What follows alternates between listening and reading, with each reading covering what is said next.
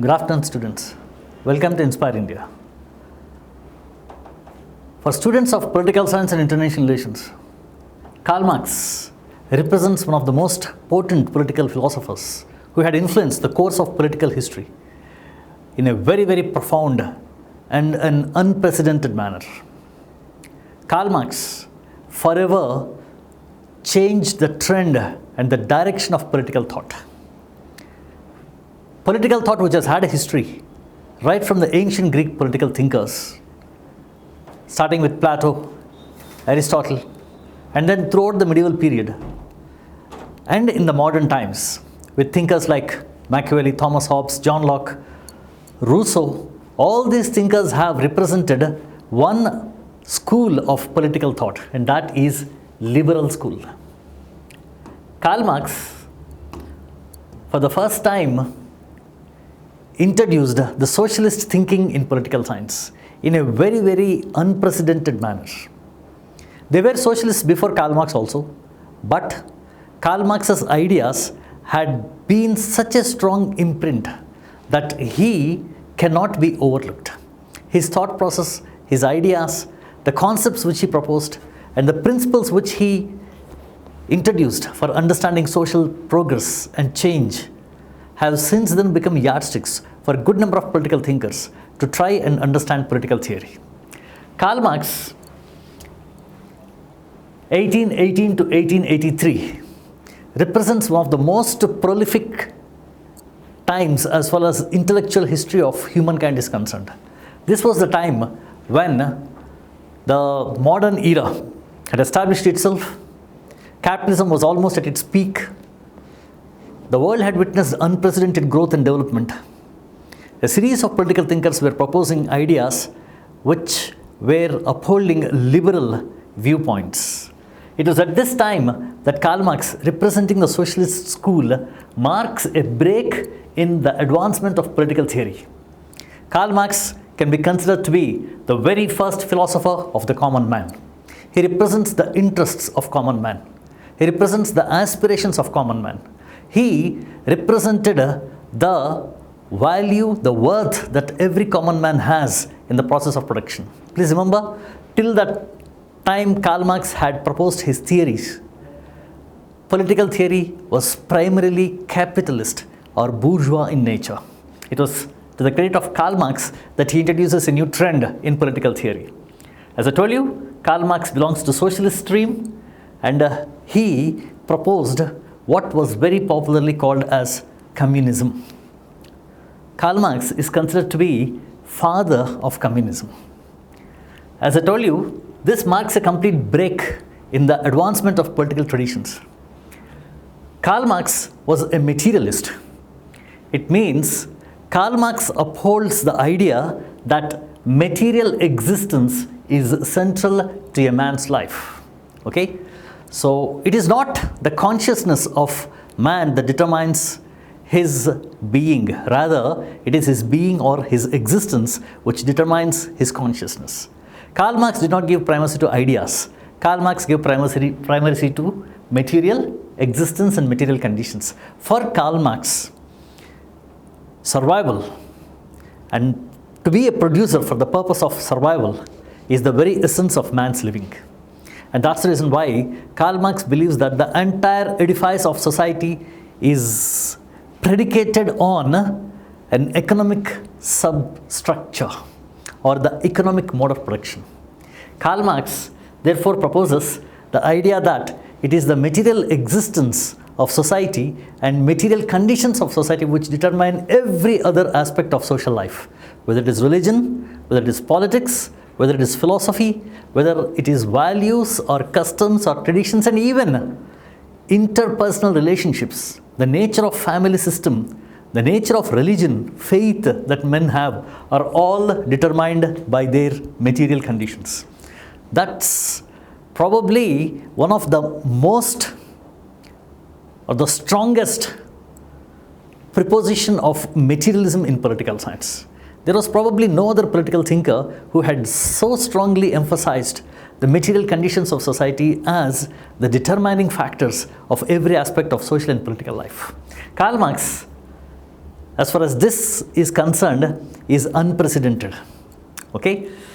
According to Karl Marx, all other aspects or motivations like religion, art, are all a part of what he calls as false consciousness. It simply means that what we are, how we exist, what are the material conditions that we experience, they determine our level of consciousness. Okay? Every other aspect or motivation which is derived from, let's say, religion or art or ideology is nothing but false consciousness. If a person is being enamored by the idea of patriotism or nationalism, or if a person is completely committed to his faith, all these motivations that individuals have, according to Karl Marx, are an outcome of false consciousness. According to Karl Marx, it is only the material conditions that can give man his true consciousness. Karl Marx calls his brand of socialism as scientific socialism. Scientific socialism.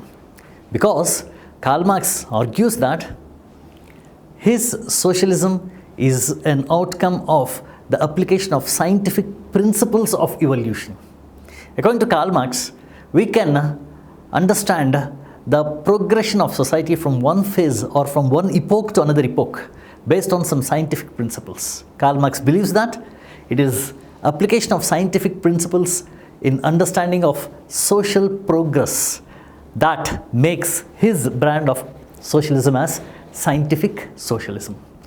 In the same vein, Karl Marx also criticizes all the earlier socialists as utopian socialists.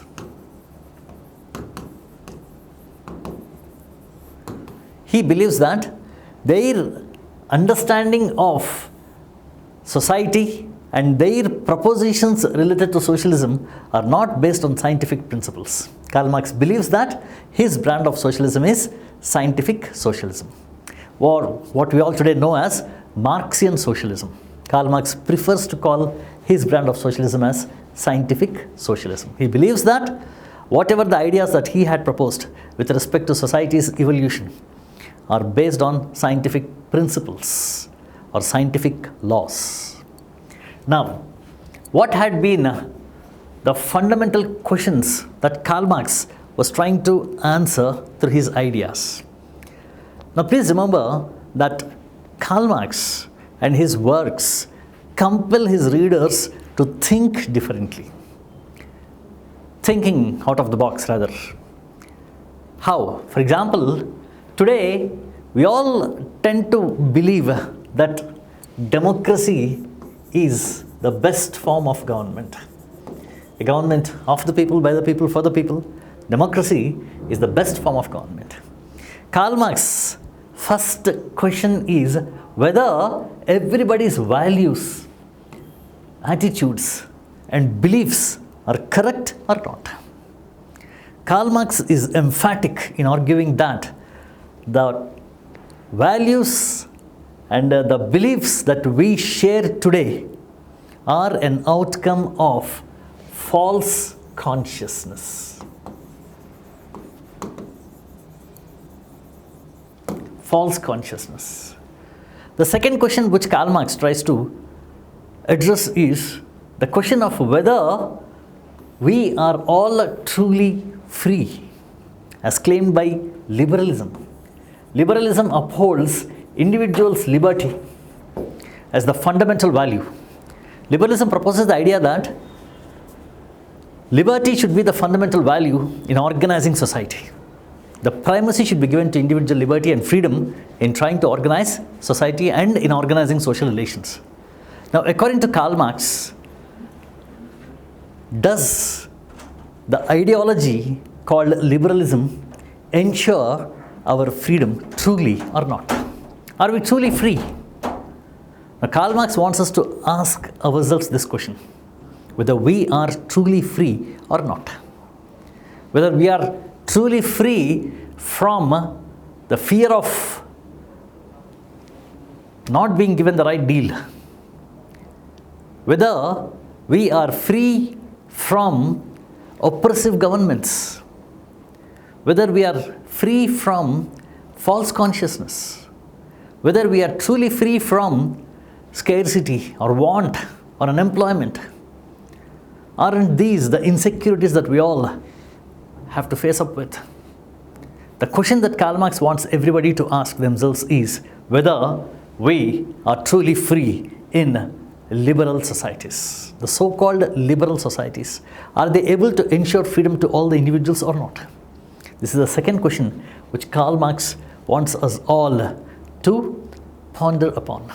Third, do we have a true religion? Now, the question of religion is very deeply examined by Karl Marx. Now, according to Karl Marx, religion is the sigh of an oppressed creature. It is the opium of the masses. Religion is a tool which imposes false consciousness.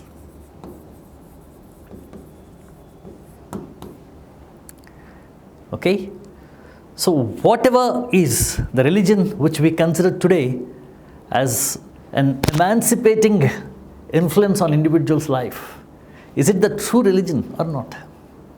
Or is religion just a tool in the hands of the dominant classes to keep the oppressed sections exploited or to strengthen their exploitation? This is the question which Karl Marx wants us all to think about.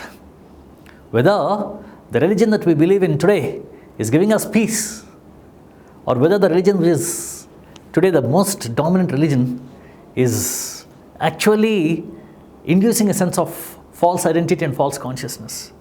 Whether the religion is polarizing people, whether religion is drawing the lines of division across societies, whether religion is leading to conflicts, whether religion is leading to blind dogmas and superstitions, whether religion has become extreme, even to the extent that it tends to make us forget our sense of humanity.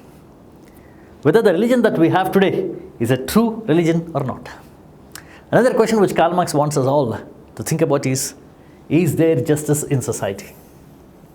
Is there justice in society? The laws that we formulate, the institutions that we create, the legal system, and the dispensers of justice, the lawmakers, are they all guided by a principle of justice? Is there justice in society?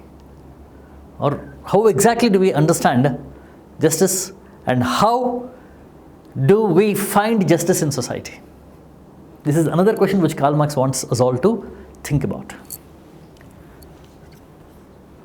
Do we believe that systems we created serve common good?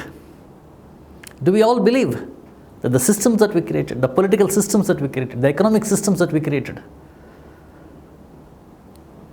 are they all for the purpose of serving common good?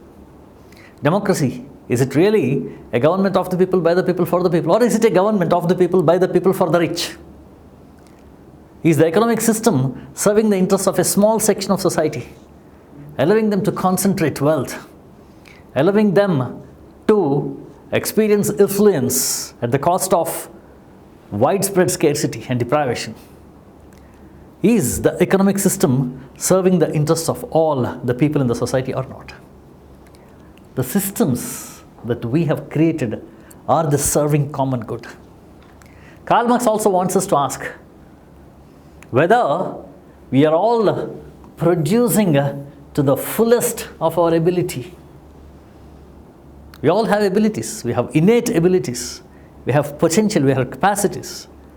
Are we all participating in the economic system as producers, contributing our best, our fullest? Or is work a source of happiness for us? Now please remember that according to Karl Marx, every person has only one identity, the identity which is derived from his material conditions. the identity which he has as a producer, as a worker. It is through work that individual expresses himself. Work is a form of expression, according to Karl Marx. It is only through work that individuals express themselves. In creating a beautiful chair, that a craftsman shows his skill, his industry, his craftsmanship, his aesthetic sense, his sense of utility or purpose. So it is only through our work and our product that we express ourselves. Is this work giving us happiness, or are we compelled to work under conditions of capitalism which are inhuman and which commoditizes individuals' labor, which makes an individual's labor a commodity which can be purchased and sold in the market? Are we all happy with our work? Are the systems that we have created the right systems or not? Is there justice in society? Do we have a true religion? Are our beliefs, our values, our faith on strong footing and foundations or not? These are the fundamental questions which Karl Marx poses to societies, modern societies. And for all these, Karl Marx has his answers. For all these questions, Karl Marx comes out with his answers. Now please remember that whether Karl Marx is alive or he's not alive, Karl Marx continues to haunt every nook and corner of political thought. His influence can be seen in every concept and every principle and every institution that we have seen today. We have seen that every aspect of individual's political life is touched by the ideas of Karl Marx. At individual level, we have seen many individuals being enamored by communism and Marxism. At the national level, we have seen countries which have adopted communism and communist mode of production. At the international level, we had seen the world being polarized into capitalist and communist blocs. So we have seen the influence of Karl Marx at every level and in every nook and corner of political thought. Not only in political science, in almost every branch of social sciences, you see an approach which is clearly Marxian. Such was the influence of this man on political thought. Karl Marx inherited a rabbi ancestry. He was a Jew, actually, and Karl Marx's forefathers were the priestly class among the Jews. They were called as rabbis, and they were characterized by an intellectual rebellion. Therefore, Karl Marx was naturally predisposed to display intellectual rebellion. He was rebellious. He was not a conformist. He never wanted to accept anything by the claim or by the face value. He wanted answers. He sought answers. This is exactly what he preaches to his followers also. He says, don't believe communism, don't believe Marxism. You question it. What I want you to do is not to believe in Marxism, but to discover Marxism. See, Karl Marx does not want to accept anything just because of its claim or just because of its face value. Karl Marx wants to investigate, to find out answers, okay, and to disown everything which does not stand the test of his logic or his perception. This is a rebellious nature which usually the most of rabbis, the priestly class within Jews, displayed. And Karl Marx was no exception. Karl Marx was therefore naturally predisposed to be an intellectual rebellion. Okay? He was drunk, disorderly, and he had diverse interests. He was a member of the poetic club, he was a member of the drinking society, he was also a member of a militant group which was spreading sedition against the government. Therefore, right from his young days, Karl Marx was very active and had clearly his own political ideas. What was Karl Marx's influence? You know that Karl Marx, as I told you, broke the world into two blocks, the liberal and the communist blocks. He was called as the God that failed. Of course, this is a phrase which is usually associated to Karl Marx, a God that failed. Okay? Of course, that statement will have to be seen in the true context. And as I told you, dead or alive, Karl Marx haunts every nook and corner of political thought. Every concept that we study, we see a Marxist view. If you study about state, or if you study about sovereignty, or if you study about rights, or equality, or liberty, justice, every concept that we study has a distinctively a separate approach called the Marxist approach, or the Marxist view. Okay, that had been the influence of Karl Marx. As I told you, he forever changed the course and he charted a new course for political thought. As I told you, most of the political thinkers, the most famous political thinkers, whether it was the trio of social contract like Thomas Hobbes, John Locke, or Rousseau, or whether it was Bentham or J.S. Mill, or whether it was Machiavelli, all the political thinkers of great repute before Karl Marx were primarily upholding the liberal ideology. They were upholding the liberal ideology. The liberal ideology supports an economic mode of production called capitalism.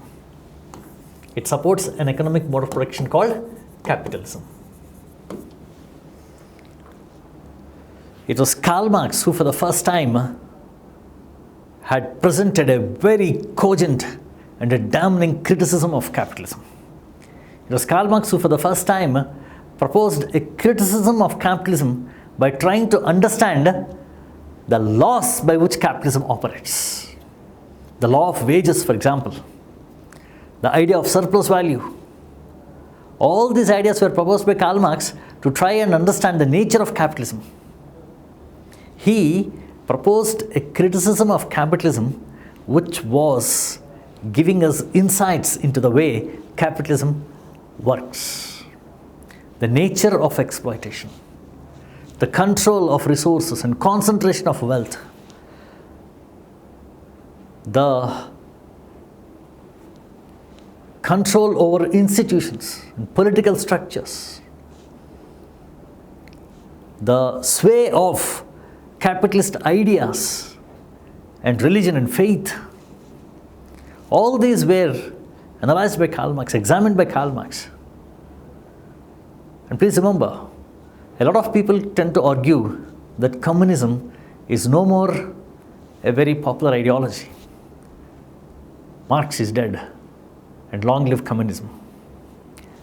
Please remember that though communism today is touted as almost an ideology which has expired, the criticisms leveled by Karl Marx against capitalism hold true even today also.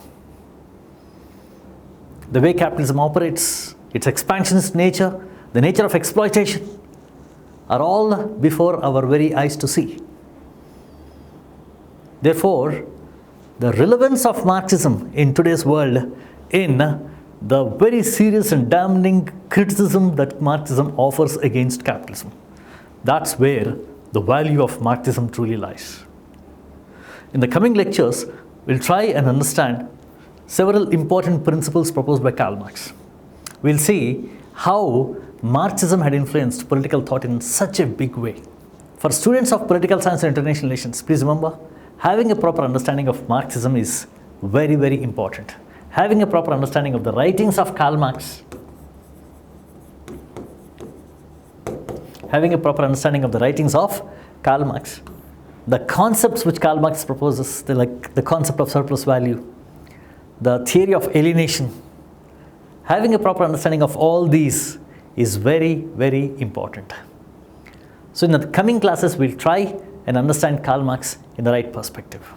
So as we just discussed, the value of Karl Marx, lies very much in the way he understood the way capitalism operates. He proposed several concepts to help us realize the nature of exploitation, concentration of wealth, the manipulation of institutions, the creation of false gods and false religions. His diagnosis of capitalism still holds true. Though not the solutions which Karl Marx proposes. The solutions which Karl Marx proposes have often seen to have led to nasty dictatorships, denial of rights, suppression of individuals' liberty, exploitation, starvation, disastrously planned economies.